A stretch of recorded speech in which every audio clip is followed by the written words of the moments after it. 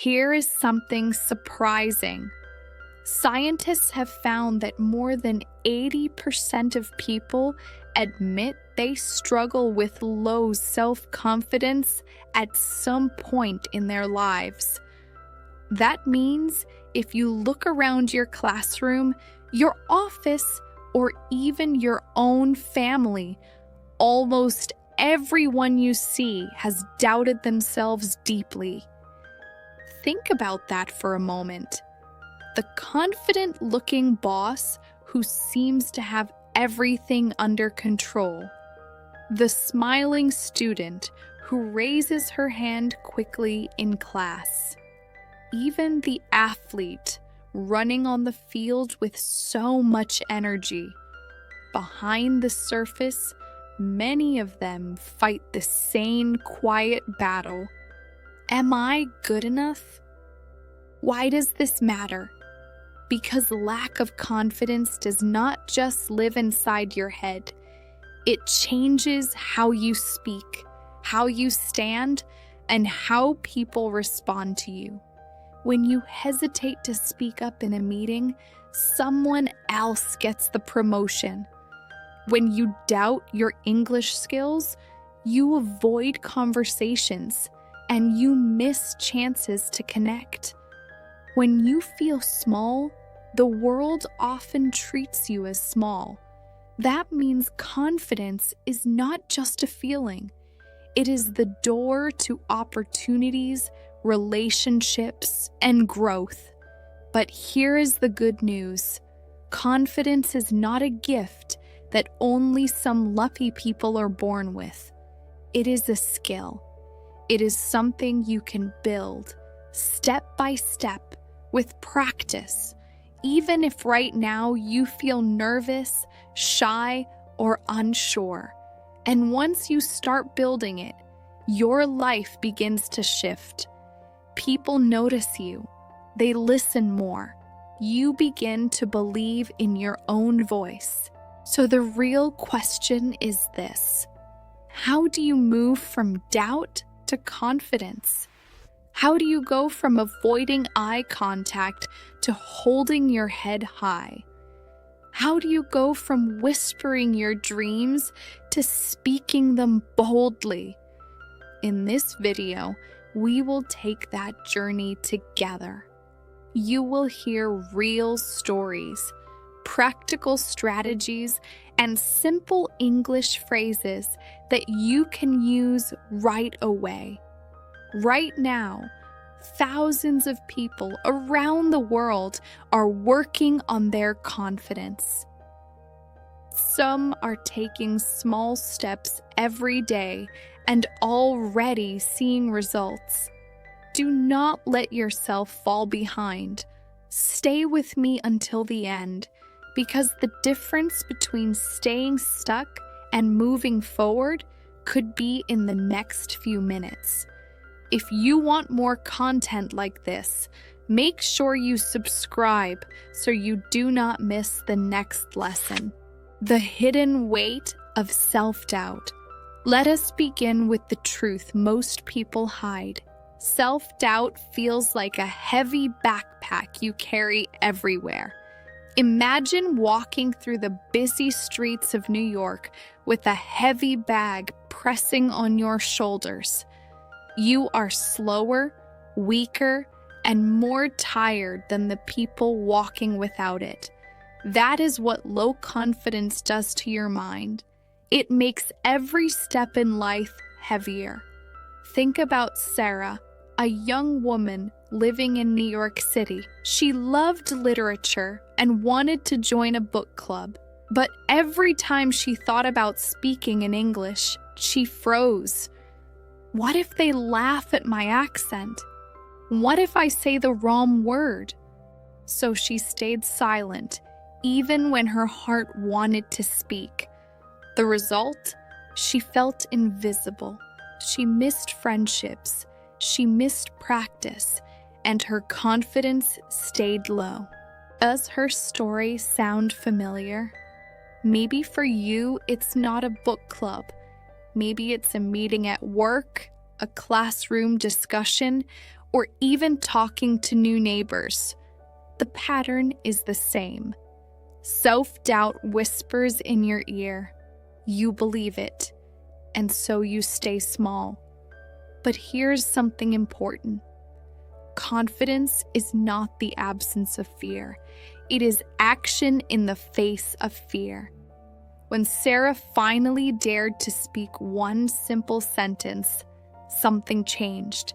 She said, "I like this story." That short phrase was not perfect, but it was real. The group smiled, and someone replied, "Me too." That small success was like lighting a candle in a dark room. Suddenly, the space looked brighter. Why confidence matters in learning English?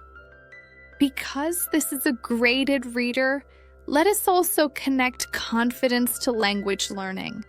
Many learners think their biggest problem is grammar or vocabulary, but often the real problem is confidence. You might already know the right word. You might already understand the structure, but if you do not dare to speak, the knowledge stays locked inside. So let us practice together. Repeat after me.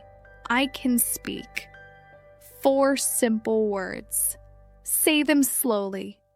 I can speak. Feel the rhythm. This is both English practice and confidence practice. When you say it out loud, you are telling your brain and body that your voice matters. Confidence in English grows the same way confidence in life grows. By using your voice, by risking small mistakes, and by celebrating every tiny success. The story of John in Chicago. Now let me tell you about John. John lived in Chicago and worked in a big company. He was smart and hardworking, but when the chance for promotion came, he was passed over. Why? His boss told him, "John, you do great work, but you do not show leadership. You sit quietly in meetings. People do not see your ideas." John felt crushed. He thought his work alone should speak for him. But the truth is, the world does not only reward effort, the world rewards confidence. That night, John sat in his small Chicago apartment and thought, "Am I going to live the rest of my life being invisible?" The next day, he made a choice. In the following meeting, even though his hands shook, he raised his hand and said, "I have an idea." His voice was not strong. His idea was not perfect. But people looked at him. His boss nodded. That was the beginning. Over time, John practiced speaking more. He stood taller. He made eye contact. Within a year, he got the promotion he once lost. What changed? Not his intelligence, not his work ethic, his confidence. Working hard versus working smart. This brings us to an important lesson. Many people confuse working hard with working smart. Working hard means you put in long hours, you push yourself, you sacrifice. Working smart means you understand how people think, how psychology works, and you use strategies that multiply your effort. Confidence is one of those strategies. Neuroscience shows that when you act confidently, your brain releases chemicals like dopamine. This not only makes you feel better, but also makes others more likely to trust you. So building confidence is not just emotional, it is biological. Think about it. Would you rather listen to a teacher who whispers nervously or one who speaks with energy and belief? The content may be the same, but your response is completely different. So working smart means learning to project confidence, even while you're still building it inside. Simple actions like standing tall, speaking slowly, and making eye contact can trick your brain and others' brains into believing you're confident. Over time, the trick becomes the truth. Michael's turning point in Los Angeles. Now, let us fly across the country to Los Angeles. Michael was a young man with a dream of starting a side hustle in photography. He loved capturing the bright colors of California sunsets, but he never dared to show his work. He thought, I am not good enough. No one will care. One evening, he was walking along Venice Beach with his camera. A stranger saw his photo and said, "Wow, that's beautiful. Are you a professional?" Michael almost laughed, but then he remembered something a friend had told him. If you do not believe in your work, why should anyone else? That night, Michael posted his first set of photos online. His hands shook as he pressed the button. But the next morning, he woke up to messages. Amazing shot! This looks incredible! Do you do events? That feedback lit a fire in him. Within months, he booked his first paid job. Michael's story shows that confidence is not about knowing you will win. It is about daring to try. Confidence opens doors that doubt keeps closed. Small steps, big change. You might be thinking, but I am not ready for big steps. That is okay. Confidence grows best through small steps. Just like you build muscles in the gym by lifting light weights first, you build confidence by small daily actions. Here is one small action you can try today. Speak one English sentence out loud, even if you are alone. Look in the mirror and say, I believe in myself. The words may feel strange at first, but they are seeds. Every time you say them, you water the seed of confidence. And here's another small action. Next time someone asks, "How are you?" do not just say fine. Try saying, "I am doing well, thank you." Say it clearly. Notice how your body feels. These tiny choices slowly change how you see yourself. The cycle of confidence. Confidence works in a cycle. Action creates confidence. Confidence creates more action. Think of it as a wheel that keeps turning.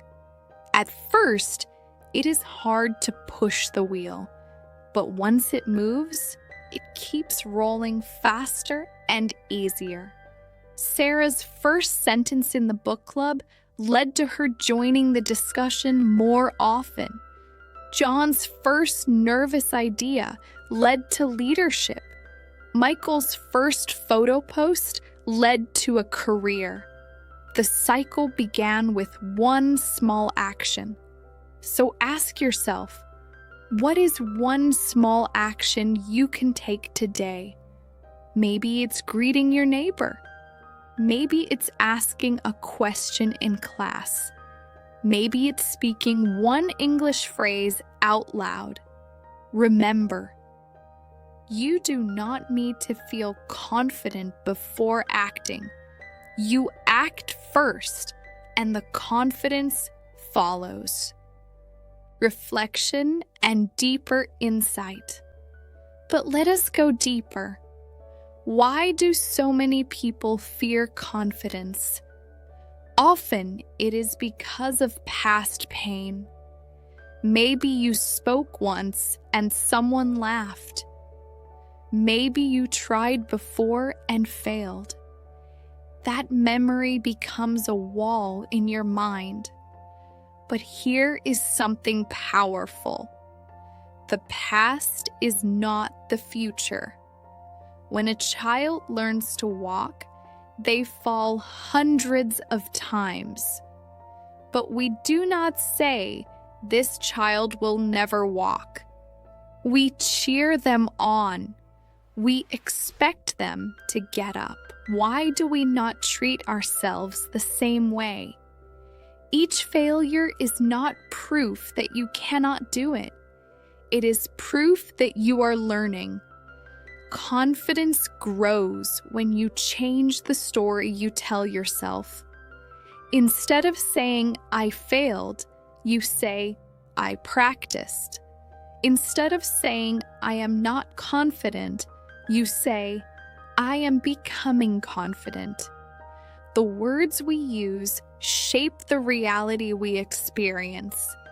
That is why in this graded reader, I want you to practice positive sentences in simple English. Say this with me. I am learning. Say it again. I am learning. Do you feel how gentle and encouraging those words are? They give you space to grow. Building confidence in daily life. Confidence is not something you build only in big moments. It grows in everyday life. When you stand straight while waiting in line at the grocery store, when you speak kindly to the cashier, when you practice pronouncing an English word slowly instead of rushing. Each small act is like laying a brick in the house of your confidence. Imagine confidence as a house. Every brick is a moment when you choose to believe in yourself. At first, the house looks small, but as you keep adding bricks, the walls rise higher.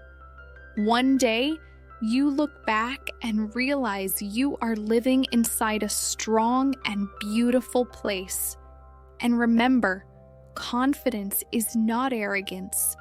Arrogance says, "I am better than you." Confidence says, "I am valuable too." That is the difference.